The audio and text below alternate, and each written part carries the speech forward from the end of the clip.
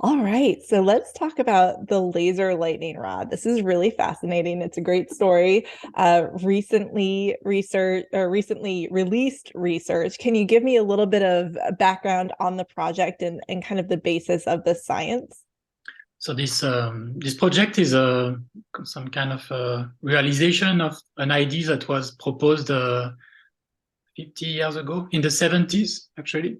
It was proposed by a researcher in America just after the invention of laser. And he had the idea to use a big laser to create some conducting channel with the laser in the atmosphere and to use it as some kind of a lightning rod, so to guide lightning. But at this time, they did not manage to do that with the old laser technology. And during many years, people have done experiments on this subject in USA, in Russia, in Japan to try to control electric discharge with big lasers. And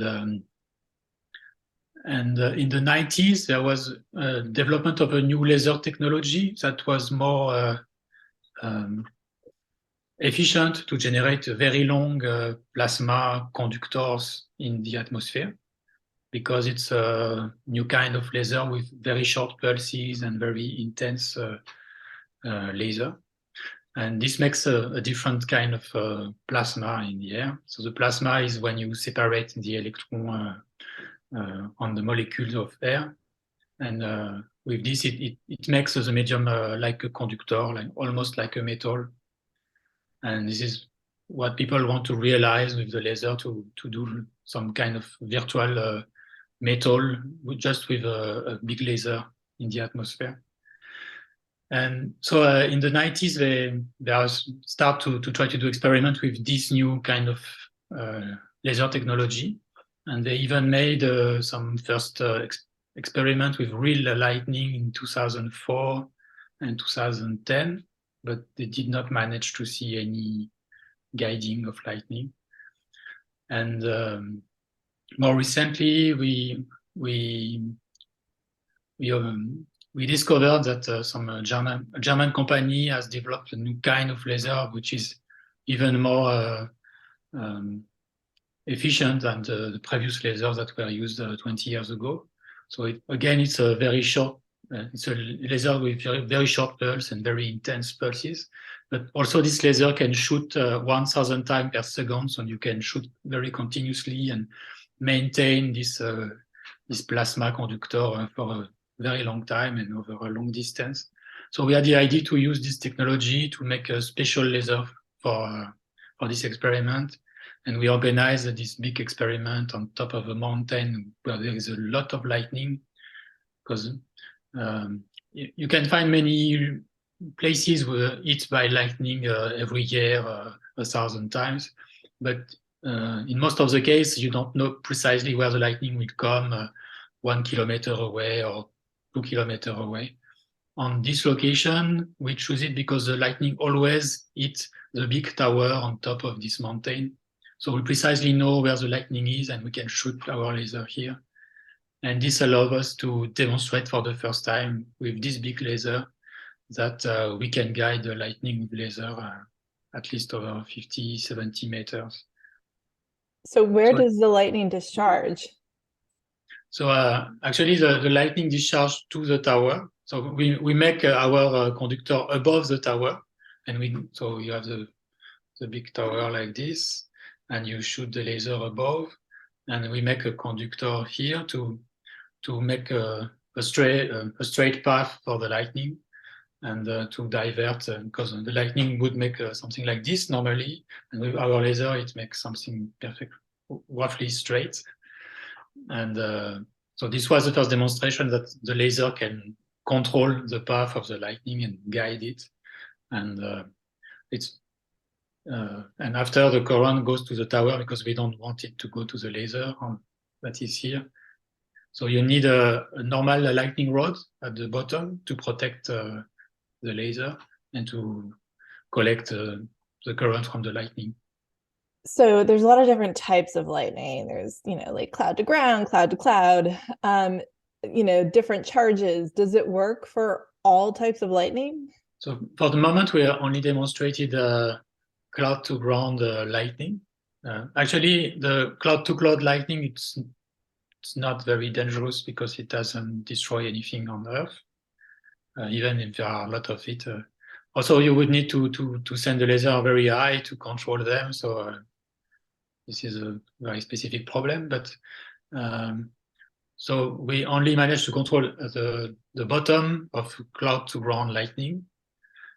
The idea would be in the future to guide over a much longer distance, because in theory with the laser you can make the distance that you want if you have enough energy. So with more energy you could make a longer plasma.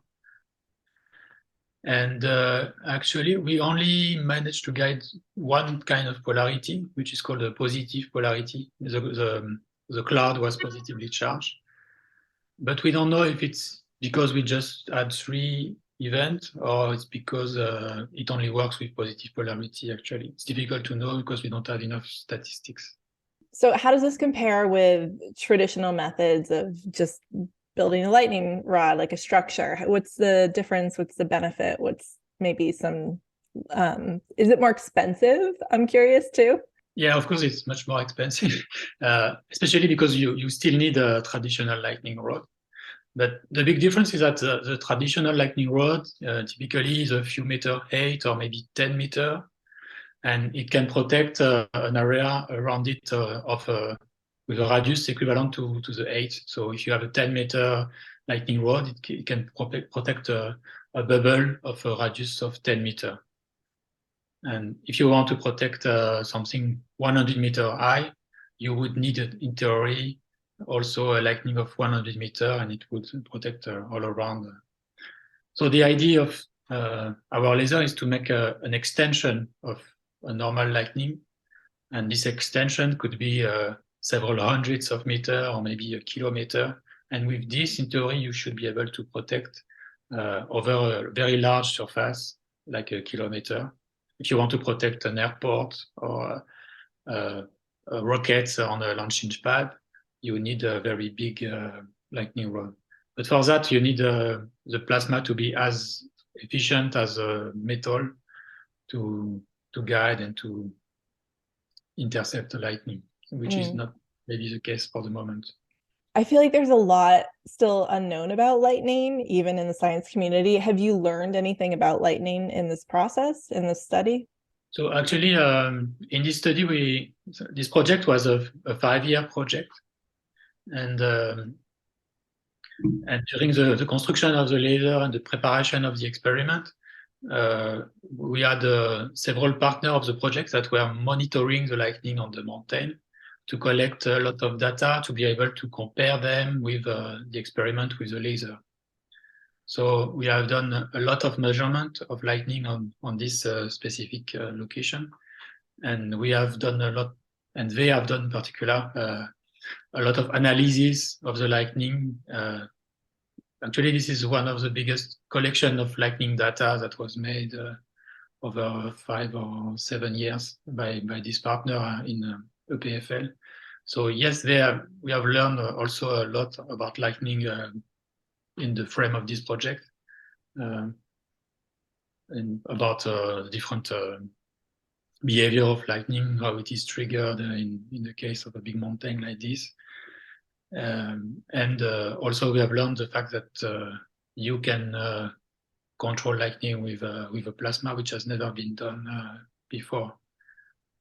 Because actually it's very difficult to study real lightning because you cannot predict where they come from.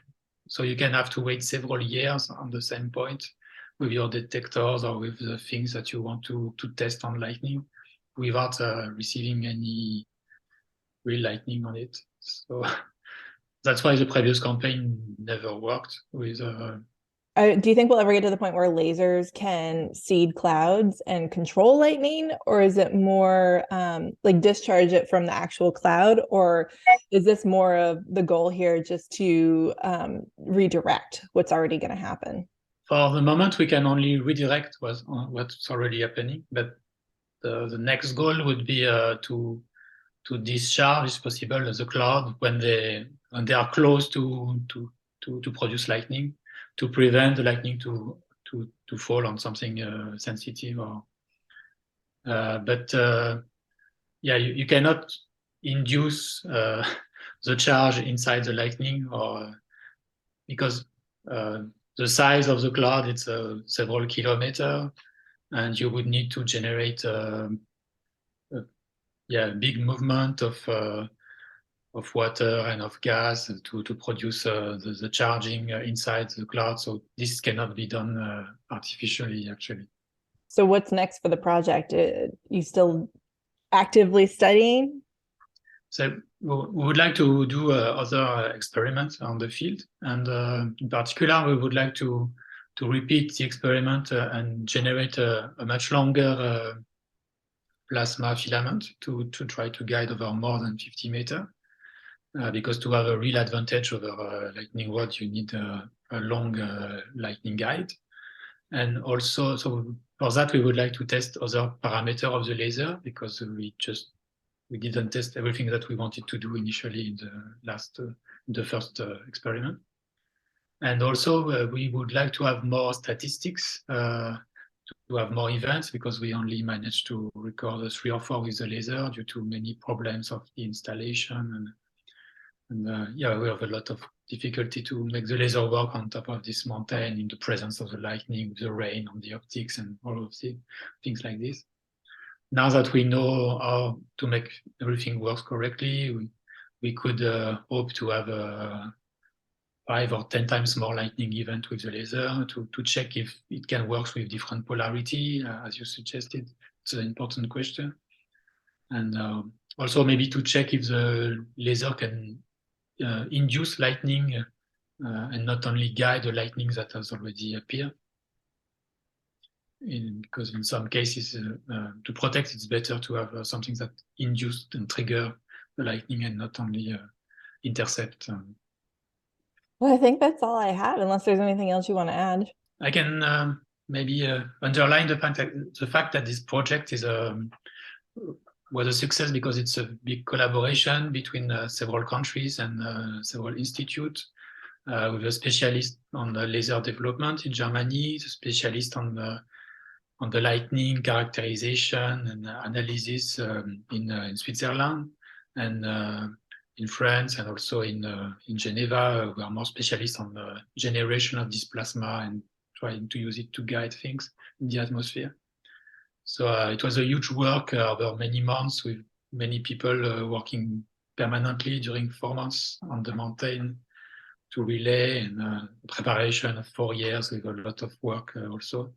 So for a single experiment with a beautiful image, it's actually an investment of 20 people during 5 years.